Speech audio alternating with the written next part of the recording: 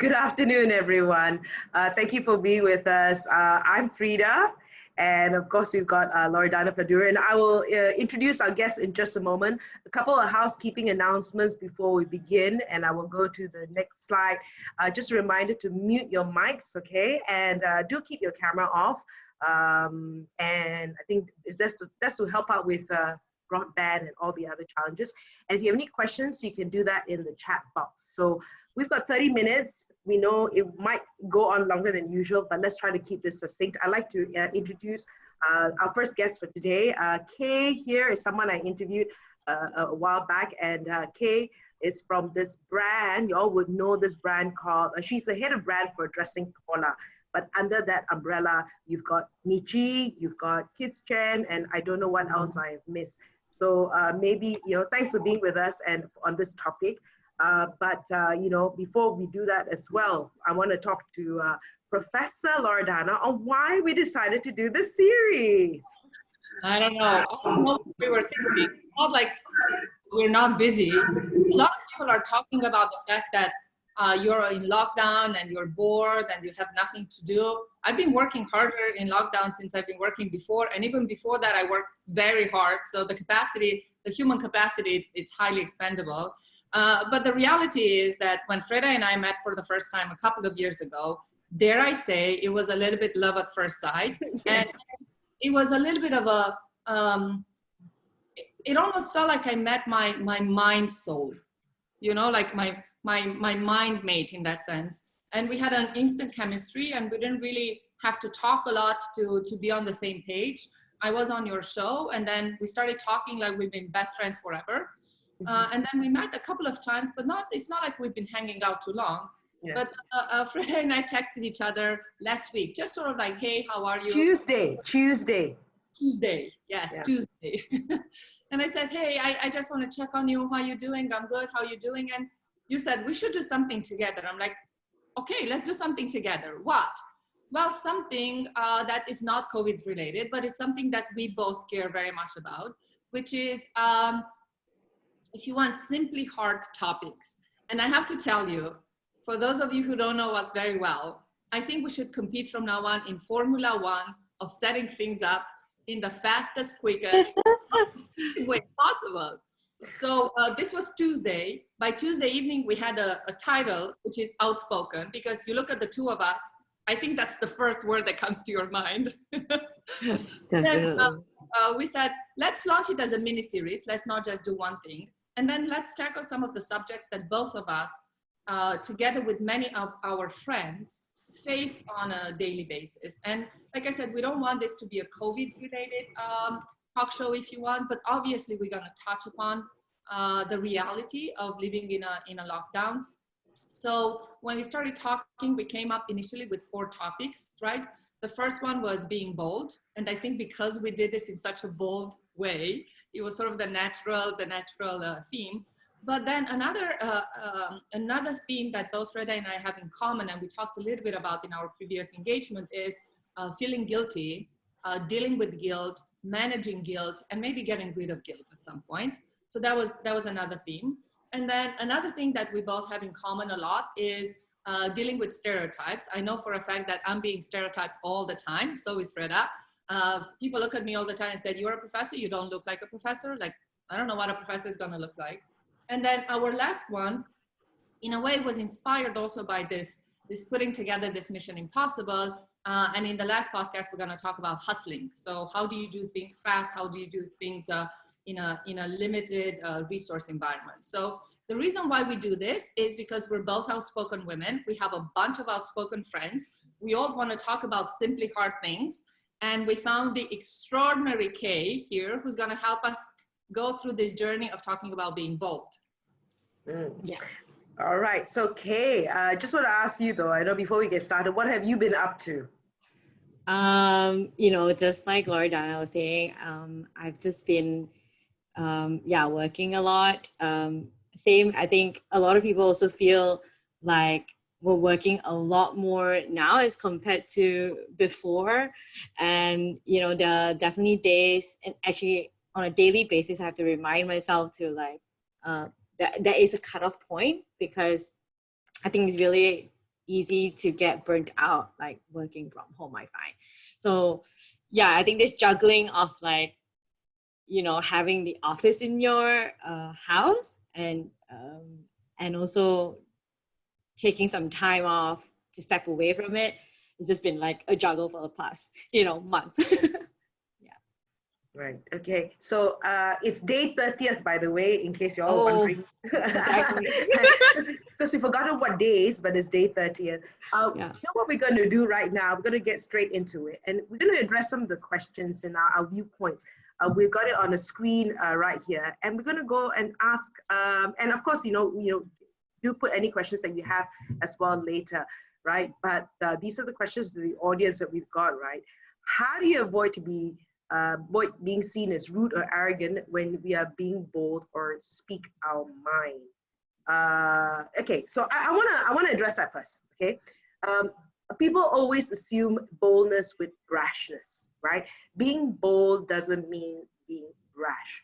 When I think of that image of someone who's bold, you know, when I think of Mother Teresa, you know, I don't think she's brash, but she's very bold, right? So that is that one thing that is important.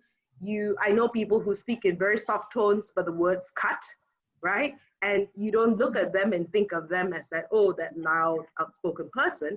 But that to me is also, you know, so it's that, I guess it's that image of when someone says you're bold, that they think of this Loredana and Freda. Not necessarily true. Yeah. And I actually think that's why you invited Kay to join us, because we had believe it or not, we actually prepared for this talk show. We had a 7-meeting chat 2 days ago, and I asked Kay to tell us a little bit about what are some of the things that make her bold. And Kay said, I actually don't think I'm bold. Why would you think of me as bold? And for me, sometimes humility and modesty and humbleness is actually a very strong signal of boldness. And you're right, you don't have to be as outspoken and as loud as Freda and I are, but I think, Kay, you're very bold. So can you tell us a little bit about what makes you bold? Or maybe I think I think sometimes people think that you have to be, I guess, loud is one thing, or, you know, you constantly have to speak to get people to hear you. I think some people look at it as that. But I think for me, when I think about being bold, it's, you know, you have to, there's boldness in not speaking sometimes too. You know, in really assessing the risk, or, you know, hearing other people speak first and then have your turn is, I think, is a form of boldness, because you're not just saying something out of the saying something, you know. So for me, I think in my experience of what I considered as a bold move on my end, I think coming from a family business, and also the youngest family member in the business, one of the things that was difficult was communication. I think people didn't want to take me seriously because I am the youngest, and, you know, would easily be dismissed. Not intentionally. I think it's just how we have been grown up, right? We have been brought up to always listen to your elderlies and not talk back, and not challenge our superiority, right? But I think since I was a kid, I've always been questioning, why do I have to follow? You get what I mean? If I didn't feel like it was right, or you couldn't answer me, why am I doing what I'm doing, or you're asking me to do, I would challenge that. So being unconventional has always definitely helped me in my career, past 11 to 12 years. And that has, you know, in terms of opinions, that has not been very popular in upper management or in family business, but it has also served me really well. There are definitely failures being unconventional, but I think change only comes through action. So right. Yeah, I think it's also because it is a family business, and in their eyes, you're still the youngest. Yes. right? So Yeah. you've been Yes. so your definition being bold is being unconventional. By the way, I'm wearing one of her dresses. You can't see Yeah. it. Okay, Loredana, you have anything to add to that? This paid advertising. I didn't get a dress from I didn't get a good part. We'll send you a care package soon. Oh, it's so interesting, Kay, that you talk about the being unconventional. So I don't know, for those of you who don't know me, on my social media, my tagline is unapologetically unconventional. And when I joined ASB 5 years ago as one of the first people to join the company, I helped shape the philosophy of ASB, defined by two attributes. One is unconventional and the other one is extraordinary. So in everything that you see in terms of advertising and marketing at ASB, we are defined by these two attributes. And I'm so happy to see so many of my students and my colleagues in the audience. We think of ourselves as unconventional. And the reason why I think of myself as unconventional, and I think also a lot of my friends, is when you have to do things in a very different way, because the reality is you can't really follow the same topics, follow the same frameworks, the same paths. Obviously, you're gonna stand out. For me, what makes somebody bold, with your permission, I want to talk about my great-grandmother. So I learned this recently. In my family, I am very unconventional, believe it or not. Not all of us are like this. And for a very long time, my mother would say, I don't know where you came from because you don't look like any of us. And I'd be like, I think I should be the one asking you this question. You should know better. So then at some point I had a relative who came to visit us, and she said, you know, you remind me a lot of your great grandmother, which I met. I mean, I knew of her. She died when I was maybe 19. And it turns out that my great grandmother in 1918, so imagine this is 100 years ago, got married. It was a sort of like a semi-arranged marriage to the richest man in the next town. Her family was the richest in that town. And after 2 years, she herself got a divorce because she didn't like the chemistry between herself and the husband. And she married her real sweetheart. And I thought, how amazing and how bold can somebody be 100 years ago in a small town in Transylvania, living in a very traditional environment, to get a divorce from a very powerful man, and then to do whatever she wanted. And I have to say that validated a lot of my own boldness. And I felt like, oh, at least I have a tribe that I belong to. But for me, like very similar to Kay's story is, being bold for me is having the confidence to build your own path, even if the path is somehow off the beaten path. Yeah, the road less traveled. Yeah. Yeah, you know, and so I just want to link back to that question of culture as well, because you shared a little bit of that, Professor, and also Kay, you know, that the culture where what would be an effective strategy for a person who comes from a non-bold culture. And I suppose that's a very Asian thing, Chinese family, right? What can you do to adopt a little bit of spice of boldness in their character? So, you know, what's really funny about that question is that a lot of family members, a lot of people in my family are actually really bold people. You know, they're very confident, they're outspoken. But I think, and in a lot of Asian families, we also have those kind of families where they're very, they're like, you know, a lot of them are very outspoken, but it doesn't mean that they're non-traditional. You know, they're still very traditional, even though they're so outspoken about things. So I think it's just like, yeah, culturally, maybe they've just been brought up to think a certain way, but yeah, but still speaking loudly, you know. So I think for me, I've seen examples of, you know, how do you voice out your opinions by my family, but how do you be unconventional in a very traditional family, right? So like I said, I think action, right? I think really action in you know, even back in the days, obviously I had a lot of self-doubt because yes, I was taking in a lot of the opinions that I was, you know, still very young. I had a lot to learn, which is, I think at the time was accurate, but can be also very demeaning and then very unmotivational for a young person. So at a certain point, I had to tell myself, look, if I wanted something different, and if I feel there's something really instinctively inside me that needed to be changed, you have to make it happen. You just have to take that small action, however small they are, right?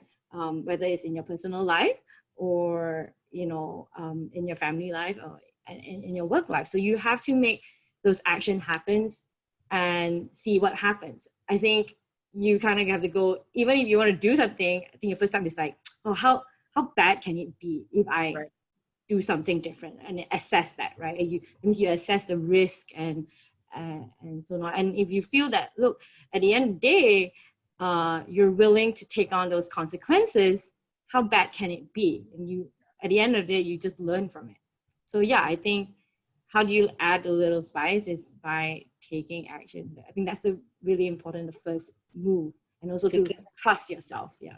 Taking action. I know, like, when it comes to culture, you know, I don't really fall into any particular area. I know I am Asian, I'm Chinese, and everything, but that doesn't really define me.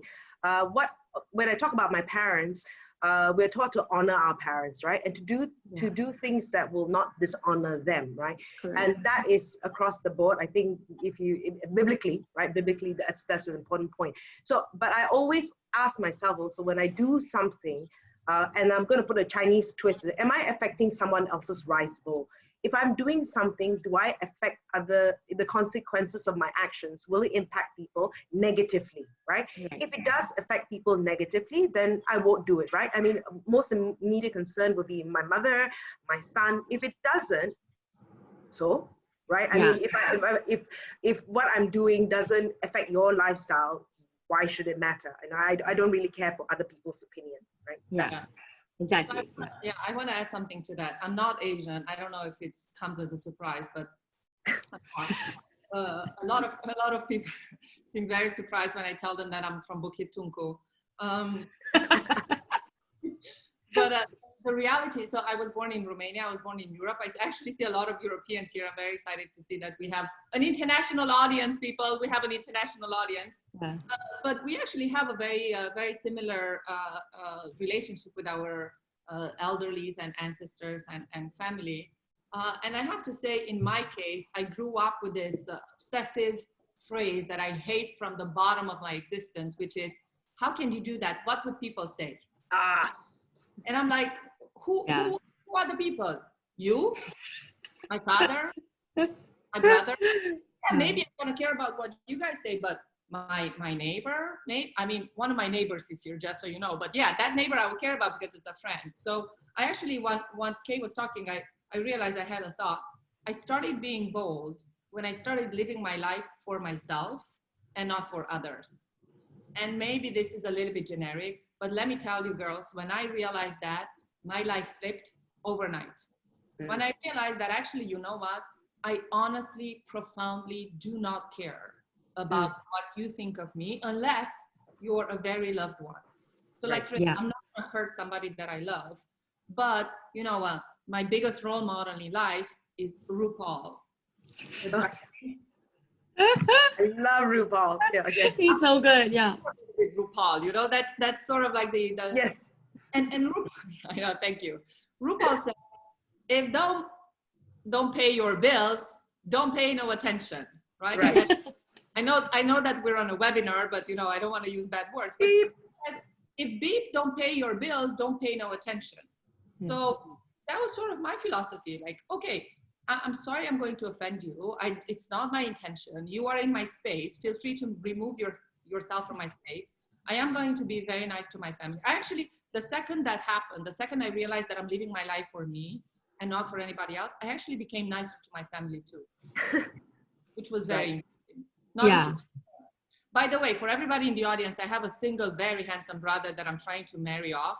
Because if he gets married, I don't have to get married. So this just so you know, if your interest, Freda, is to get business from dressing Paula, my interest is to marry my brother off. This is also a match.com, guys. We're matching people up. Feel free.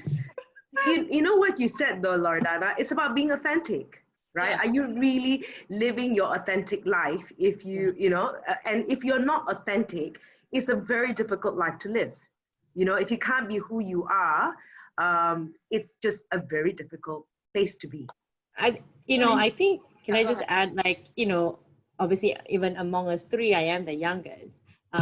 No. I mean, I would just like to add, like, I'm not sure about where you guys are at right now. I mean, for me, I'm sort of, an early stage of my life where I'm still trying to learn how to be authentic. I think sometimes a lot of people look at authenticity as like a destination, like, I have to be here. But I think it's also a journey. I think everyone, day in, day out, you learn a little bit more about yourself. And then you go from there, right? Yeah, I think that's such a good point. It is actually a journey. Like I said, actually one of the questions that the three of us went back and forth is, how do you become bold? And there was somebody who was asking us this when we were setting up, and I think you're right. It's a journey, but I think at some point in the journey, you have to ask yourself, what matters most to me? And based on that, you're going to decide. There's an interesting question here, ladies. Is there a limit for boldness to become too much? How can we reclaim boldness as our own in times of uncertainty? It's a deep question. It's a really good question. It's a very difficult question. So, Kay, since you're the youngest one, why don't you start? This is answer last then. I think this is a really difficult question, and a really good question, I think. Is there a limit to boldness? I think, what is your definition of boldness? I think everyone, it sounds to me, the question sounds like, oh, is there a limit to being too brash? Or like, what was Freda was saying. But I think there is no limitation in boldness. Because especially in times of uncertainty, boldness is what is needed. Yeah. Survival tool. Right? Because it's survival, and you need boldness to really assess all your risk and reassessing them again, and see if this is the right move, and what the risk that you're taking, how far can it bring you, or does it bring you anything if you do it? So I think in times of uncertainty, boldness is even more needed than usual. Yeah. We have a very fun comment from Professor Charles Stein. Guess what? My boss is on the line, so please try to behave and make me look good. Charlie says, to boldly go where no one has gone before, which is my favorite show on the planet, Star Trek. But he's right. If you think about it, the most disruptive things in our life did not happen because somebody was a lazy couch potato thinking, oh yeah, I'm going to do it from here, right? I actually think a lot of disruptive innovations will happen from couches now because we are in lockdown. You have to be, I think, is there a limit to boldness? When Freda and I talked a little bit about what makes us bold, and she asked me if I'm bold, I said, I actually think I passed the bold stage. I think I'm reckless. So you probably might have to be a little bit aware of what is the level of boldness and where it turns into something else. But I think if you have a very, very strong goal and objective and dream and passion, I agree with you, Kay. I don't think there's a limit to that boldness. You just have to realize that at some point that might transform into something that you're not going to be able to control, or it might take over. Yeah, right. Yeah. So now when you talk about reclaiming boldness, I want to connect that boldness to braveness, being brave. And, I think like when this has happened, a lot of us felt we were, this whole lockdown, we felt we lost control, right? We felt we lost control. I can't go running, I can't go hiking, right? And I actually spent some time being miserable about that. I said, okay, I'm miserable. Let me just spend some time being miserable about this. And then after that, okay, what is within my control, right? Area beyond control, area within control. What can I do? So I said, okay, let me do things that I was gonna procrastinate anyway. So I said, let me write, I was gonna write my next book anyway. Every day I'm gonna write 1,000 words. Then that was within my control, and so I've done over 24,000 words now, right? Wow. Right? So it's just 1,000 words a day, and then it just gave me the confidence and gave me, okay, I can't wait to I hope the MCO is extended, it's almost to that point, right? It's small wins, right? Right, but it's just like, okay, then that confidence came back, that boldness came back, and I know that there are things that are within my control, and it's any small step that you can take that can give you back control with your destiny, and I think that is that's what people can do. Yeah, setting up these small wins, right? It's celebrating small wins, like you said, 1,000 words a day. When you completed that, that's a win. Like, right. I did 1,000 words, right? And that's such a great feeling as well, because you've set a goal and you met it, however small it is. Yeah. Right. And no TV until I finish 1,000 words. Oh my God, Freda, I'm looking at the goals. I need a ghostwriter for my book because I don't have the patience to sit down and write 1,000 words a day, but I can talk 1,000 words a minute. Okay.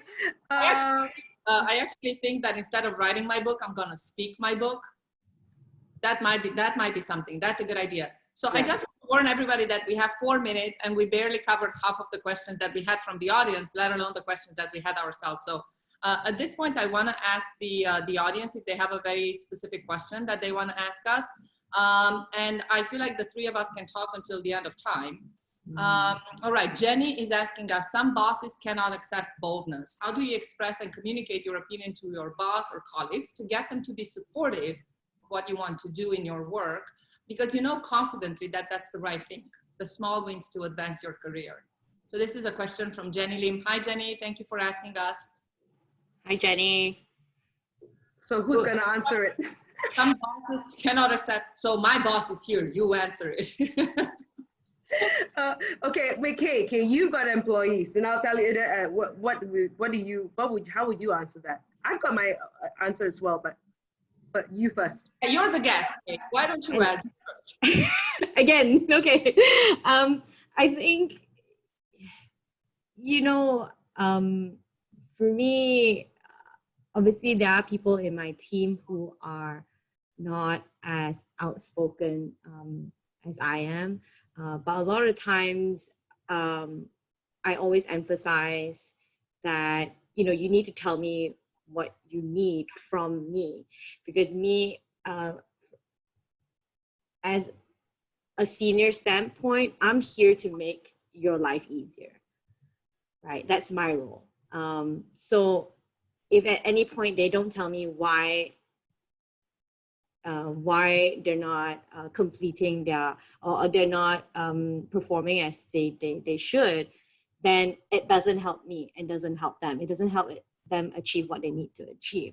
So, I still have a boss, right? I still have a group CEO that I need to report to. I think what has really helped me is you need to know your facts. You really need to do your homework, right? You need to showcase that. And that's because that's something that you can control, right? If you feel so strongly about something, it has to be shown in data or some study. You need to know your facts, because your boss is going to have a ton of questions for you, and if you can't answer them, then you're not confident in your idea. So if you're not confident in your idea, how is your boss going to see? And that translates, right? Because you're right in front of them. They can tell if you're being nervous and being not knowing your answers is two different things, right? Yeah. Your boss can maybe think that, okay, maybe you're just nervous, but you actually know your answer. Take your time. But that's why I say, really do your homework, know your facts inside and out, and present them. And that has really worked well for me. And sometimes it takes time. I wouldn't say, the first time you present them, that they will say, oh yes, immediately, I totally get what you mean, go do it. A lot of times, I think for me, I'm dealing with a slightly older generation, so they have their ways. Not to say that their ways is wrong. They have, they got to where they are by doing something right? Mm-hmm. So maybe sometimes it takes a little bit more convincing. So you just need to carve out time to convince them over and over again, and why your conviction is so strong, right? And I think over time, when they understand you better, they have a higher chance of understanding you better and saying yes to it, right? Yeah. So I would say be patient, but also be bold, right? Like, and know your facts. If you're confident in your own facts, yeah, that's my advice. We have another question. Do you think boldness, when expressed by different genders, a judge differently? Is a woman that is bold different than a man is bold? What are your personal experiences with that? Well, I don't think any of us have any experience with that. We've been equally treated our entire life, and none of us have ever been called the B word for being a little bit more outspoken than the guy next door. Yeah, exactly. Yeah, okay, of course, yes, definitely. Stay tuned for episode 3. We're gonna talk about that. But yes, that is the reality. It doesn't have to be the case, right? But that is the reality, is being perceived in that way. But do we have to change who we are? I don't think so, right? If you've got your facts, if you've got your information, like Kay would say, just do that, right? And yeah, we have personal experiences. Again, if you're not an empty vessel makes the most noise, but you stand by what you believe and you've got facts to support it, so be it, right? Who cares how people think? We're going to be judged anyway. Exactly. We're going to be judged whether we're a man or a woman. We're going to be judged anyway, right? So don't even put gender in the picture. We've got to change that storyline. We've got to change that belief, right? So take the gender out of the picture, just know what your stuff is all about. And I just want to add a little bit to the earlier question, just a little bit to Jenny's point, right? Also take the time to read your boss, right? What sort of person is your boss? Maybe they need the information visually. Maybe they need information through, an Excel spreadsheet, right? So if you know that they're of a different kind of ways of receiving information, try to craft your information in the way that's best consumed by the person. So get to know your boss, what kind of person they are, how they like to receive information, because there's a whole study around that, whether the person's visual, audio, and that kind of thing. Topic for another day. But so understand your boss as well. Your style of communication and the way the person receives it could be very different. So understand that it's different kinds of people. No one's right, no one's wrong. Just different maps of the world. Correct. You as an employee, then how do I get to your map? Yes. What's really funny is that some of the seniors that I have to deal with, some have a very short attention span. That means, I have to craft my pitches to them within like a 5-minute frame, or the 10 at the maximum. Anything after that, obviously they're busy, they've got tons of things happening. So anything after 10 minutes, they either lose interest or they have to rush off to somewhere, right? So like you said, getting to know your boss and how to best grab their attention. What is the peak attention time, right? Like different times of day. Sometimes I feel like, I think, mornings probably don't work well. Maybe, late evenings work better, or some people maybe work better in the mornings, right? So yeah. I like that. Feng Shui. Jenny, Feng Shui and good timing. So I wanna add a little bit to both questions. So I couldn't agree more with Jenny. I think knowing your facts, not going and just being brash. So there's a difference between being brash and being bold. One of the things that I've been trying to help my colleagues who work with me is to tell them, don't get intimidated by me. I know that I come across very strongly, but all I care about is a good argument. If you have a good argument, you're gonna win every battle with me. So, but I also don't want people to sort of shy away from expressing what they want just because they feel like they are not bold enough. And then to the second point about the stereotypes about gender, which we're gonna talk on episode 3. See, it's such a good thing we have a series because now we can talk more things. Is I was always aware of this, but I chose not to allow it to define my narrative. So it's fine. If you think like we're going to talk again on episode 3 about stereotypes, if you think that I should not talk like this, I should not act like this, I should not dress like this, like RuPaul says, unless you pay my bills, that ain't my problem. One of our European viewers says the stereotypes extend to different cultures, not just gender. It's very interesting that you are offering these perspectives in regard. Thank you. Oh, we got our first positive feedback. Oh my goodness. Good morning. Good morning, and thank you for waking up with us. We're 5 minutes past the time. Should we look at maybe one more question? I feel Just like one more question, yeah. Right, so we actually asked, how do you put the past behind you? We actually talked a little bit about it. What does boldness mean to you and what you have achieved? I think we covered that. Does the definition of boldness remains the same over time? Maybe this would be a good wrapping up question. Yeah, I think this one, like what I mentioned also earlier in the session where I said some, you know, boldness can be, keeping quiet is also a sign of boldness.